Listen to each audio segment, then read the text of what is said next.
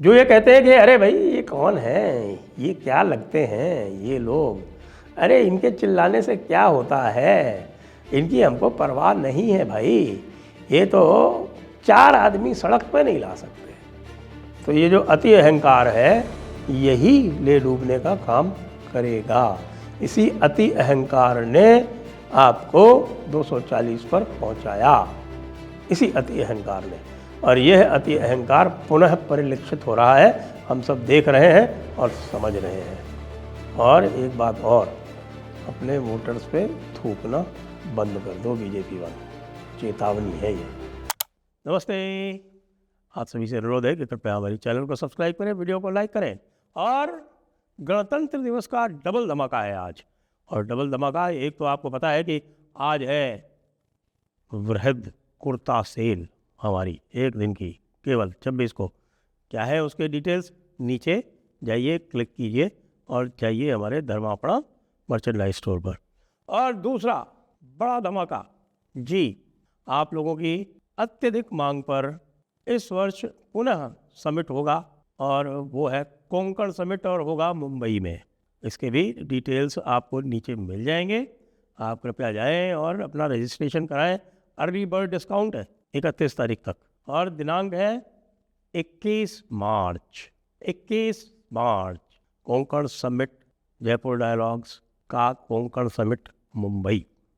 तो आइए बात करते हैं साहब। और आपको पता है कि मास्टर स्ट्रोक पर मास्टर स्ट्रोक चल रहे हैं, और ये जो यूजीसी का जो रायता फैलाया है भारतीय जनता पार्टी की सरकार ने, उस यूजीसी के रायते को किसी भी तरह से समेटने का प्रयास हो रहा है। तरह तरह की बातें की जा रही हैं और सारी की सारी फ्लैट गिर रही हैं। तो मैं आपको बता दूं ये क्या क्या करते रहे, लेकिन उससे पहले आपको बता दूं कि ये ऐसा लग रहा है कि कुछ लोग तो रायते को समेटने में लगे हुए हैं और कुछ लोग जो है रायते को और फैलाने में लगे हुए हैं, क्योंकि आज पद्मश्री अवार्ड दिए जाने वाले हैं। पद्मश्री अवार्ड कल अनाउंस हुए, और पद्मश्री अवार्ड्स में एक नाम है प्रोफेसर एम जगदीश कुमार का। ये प्रोफेसर एम जगदीश कुमार कौन है?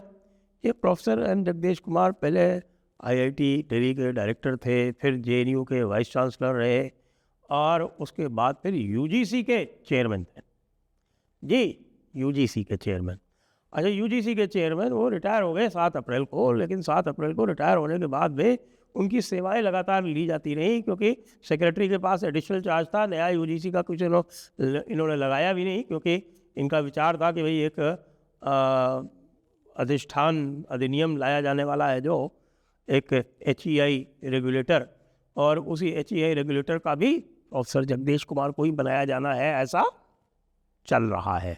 उनको पद्मश्री दी गई उनके विशेष योगदान के लिए, जो उन्होंने यूजीसी रेगुलेशन बनाने में दिया। आई बात समझ में? एक तरफ तो कह रहे हैं कि भाई यूजीसी रेगुलेशन के आपकी भ्रांतियां दूर की जाएंगी। ये कौन कह रहे हैं? आज निशिकांत दुबे जी पुनः आए और उन्होंने कहा कि साहब कि आपकी भ्रांतियां दूर कर दी जाएंगी। महाशय, भ्रांतियां हमें नहीं हैं, हम अच्छी तरह से समझ रहे हैं कि आपने क्या किया है। हाँ, आर्टिकल 14 भी हमको पता है, आर्टिकल 15 भी हमको पता है। ठीक है साहब, मैंने पॉलिटिकल साइंस भी पढ़ा हुआ है, कॉन्स्टिट्यूशन भी पढ़ा हुआ है, और वकालत भी पढ़ी हुई है। तो अब हमें आप आर्टिकल 14 और 15 ज़्यादा ना समझें। हमसे अगर आप आर्टिकल 14 और 15 बहस करना चाहते हैं तो आप कर लीजिए, क्योंकि आपने जो नियम बनाए हैं वो कहलाते हैं, आर्टिकल 14 की दृष्टि में कहलाते हैं आर्बिट्रेरी जी। और सुप्रीम कोर्ट ने एक सिद्धांत दिया हुआ है, अब आप सभी लोग ध्यान से सुन लें, क्योंकि बड़ा थोड़ा सा कठिन अंग्रेजी में है, क्योंकि आप जानते हैं हमारे जजेस जो हैं वो कठिन अंग्रेजी बोलना पसंद करते हैं। उनको लगता है कि ऐसा करने से उनकी विद्वत्ता में 4 चांद लगते हैं। लेकिन खैर, लगते हो या ना लगते हो, ये है कि नॉन आर्बिट्रेरीनेस। सुनिए साहब, आप लोग नोट भी कर लीजिए, कागज़ कलम उठाइए, मैं 2 बार बोलूँगा और धीरे धीरे बोलूँगा। Non arbitrariness pervades article 14 like a brooding omnipresence. फिर से बोलो, non arbitrariness pervades article 14 like a brooding omnipresence. ये सुप्रीम कोर्ट सन 70 के दशक से तरह तरह के जितने भी आपके आर्टिकल 14 से जितने भी आप पाएंगे आर्टिकल 14 पे कॉन्स्टिट्यूशनल बेंच वगैरह के जजमेंट, उसमें सब में यह आएगा। तो भाई साहब, आप तो हमको ये समझा दें, भ्रांतियाँ दूर करने की बजाय, कि ये जो आपने नियम बनवाए हैं ये नॉन आर्बिट्रेरी है, और यदि नॉन आर्बिट्रेरी नहीं है तो हम अपने आप इनकी व्यवस्था कर लेंगे। आप कहाँ तक इनसे बचेंगे? एक बात। दूसरी बात, ये जो ईडब्ल्यूएस जो आप करते हो ना, ईडब्ल्यूएस का झुंझुना, ये ईडब्ल्यूएस का झुंझुना पकड़ाने की आवश्यकता क्यों पड़ी है? इसलिए पड़ी है क्योंकि आपने जनरल क्लास में आने वाले बहुत सारे लोगों को आपने ओबीसी बनाया है, और आपने ही बनाया है। जी हाँ, यानी बीजेपी सरकार ने ही बनाया है। लगातार ओबीसी जो है वो बढ़ते चले जा रहे हैं। जब मंडल आयोग हुआ था तो जाटों ने आंदोलन किया था, मैं बाड़मेर में उस समय एडीएम था, बाद में वो ओबीसी बन गए। 10 साल बाद वो ओबीसी बन गए। क्यों? क्योंकि उनके पास वोट की ताकत थी, कोई और कारण नहीं था। वोट की ताकत से आपने उनको ओबीसी बना दिया। तो इस तरह से ये जो आपने आर्बिट्रेरी रूल्स बनाए हैं, इनसे कोई आपको नहीं होने वाला। और ये भी बता दें कि ये हमारे जो है श्री जगदीश कुमार जी, इन्होंने ऐसा क्या योगदान दिया था इन यूजीसी रेगुलेशंस को बनाने में कि इनको आपने पद्मश्री भी दे दी, और अब आप इनको जो apex higher education regulatory body बनने वाली है, विकसित भारत अधिष्ठान अधिनियम 2025 के अंतर्गत, उसमें आप इनको उसका भी चेयरमैन बनाएंगे। ऐसा है क्या वैसे? हमें इनकी जाति पता भी नहीं है, जानते भी नहीं है, और यदि आप बताएंगे तो हम आपके आभारी हों। लेकिन आजकल बताया जा रहा है, मैं तो बात कर रहा था भाई एनआईसी वगैरह में, किसी एनआईसी में किसी से बात कर रहा था आज, तो एनआईसी वाले कह रहे थे कि साहब आजकल तो ये स्थिति हो गई है कि हमारे जो हैकाथॉन वगैरह भी होते हैं उसमें भी सबकी जाति पूछी जाती है पहले, तुम किस जाति के हो भैया। यानी हैकाथॉन में भी काबिलियत हो या ना हो, अगर कोई पिछड़ी जाति का होगा या SC/ST का होगा तो वो हैक नहीं भी कर पाएगा। एथिकल हैकिंग इत्यादि जो होती है, सिखाई जाती है, वो नहीं भी कर पाया जाएगा तो उसको हैकर मान लिया जाएगा। क्यों भाई? इस तरह से मोदी जी जो है वो देश में क्वालिटी लाएंगे, क्योंकि उन्होंने आह्वान किया है कल कि वे उच्च गुणवत्ता बनाओ, क्वालिटी लाओ। ऐसी क्वालिटी लाई जाएगी।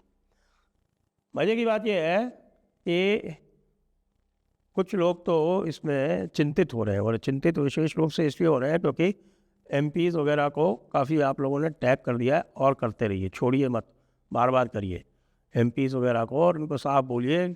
और MPs को किसी भी कम्युनिटी के हो, इट डज़ नॉट मैटर। कुछ लोग कह रहे हैं कि नहीं, काशी सिर्फ आप सवर्ण MPs को, ना, सबको हमारा वोट जाता है, सबको। और ये जाने कि जब 2 OBC कम्युनिटीज़ के लोग आपस में लड़ते हैं ना, तो बैलेंसिंग वोट जो है वो जनरल वाले ही देते हैं। ख़ास तौर से ये मेरा पुराना सिद्धांत है, आपको पता है, तो मैं तो काफ़ी एक्टिव था सेफोलॉजी में।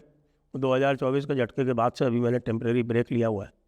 तो वो 2024 से लगातार जब मैं सेफोलॉजी में आप लोगों से संबोधित होता था तो यही बताता था आपको कि भाई साहब, जो रिजर्व्ड कॉन्स्टिट्यूएंसीज है उसमें सारा बैलेंसिंग वोट जनरल के पास होता है, और वहाँ उनका महत्व और भी अधिक होता है।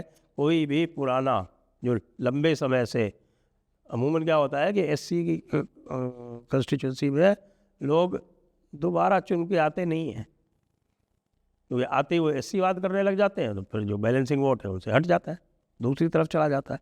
लेकिन जो भी लंबे समय से चुन के आते हैं उनको सबको पता है कि भाई साहब जाना तो इन्हीं के पास है, बाकी में तो आधा आधा बंटवारा होना ही है, आखिरकार रिजर्व सीट है जी।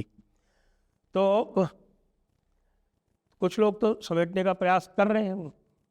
निशिकांत दुबे जी को लगाया गया है, निशिकांत दुबे जी को लगाया गया है कि इसका मतलब ये हुआ कि अमित शाह जी को कहा गया है कि भाई इसको देखो, क्योंकि वो तो अमित शाह जी की ही तलवार है।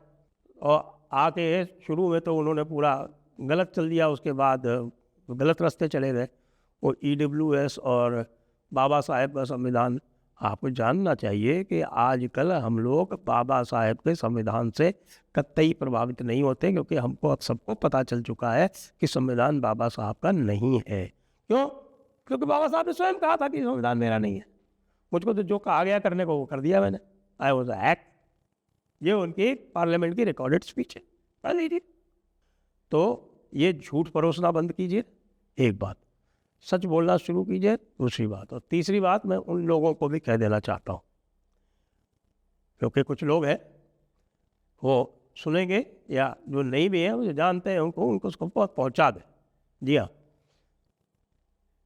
वो RSS में भी है और BJP में भी है, जो ये कहते हैं कि अरे भाई ये कौन है, ये क्या लगते हैं ये लोग, अरे इनके चिल्लाने से क्या होता है, इनकी हमको परवाह नहीं है भाई। ये तो 4 आदमी सड़क पे नहीं ला सकते, 4 आदमी सड़क पे नहीं ला सकते। तो मैं आपको ये भी बता दूं कि आप इसके पक्ष में आपके स्वयंसेवकों को जरा सड़क पे ला के दिखा दें, और इसके आने के बाद में जरा ABVP को किसी भी कॉलेज कैंपस में जितवा के दिखा दें, मान जाएंगे आपकी बात। तो ये जो अति अहंकार है यही ले डूबने का काम करेगा। इसी अति अहंकार ने आपको 240 पर पहुंचाया, इसी अति अहंकार ने। और यह अति अहंकार पुनः परिलक्षित हो रहा है, हम सब देख रहे हैं और समझ रहे हैं। और एक बात और, अपने वोटर्स पे थूकना बंद कर दो BJP वालों, चेतावनी है ये। जय हिंद, जय भारत, वंदे मातरम।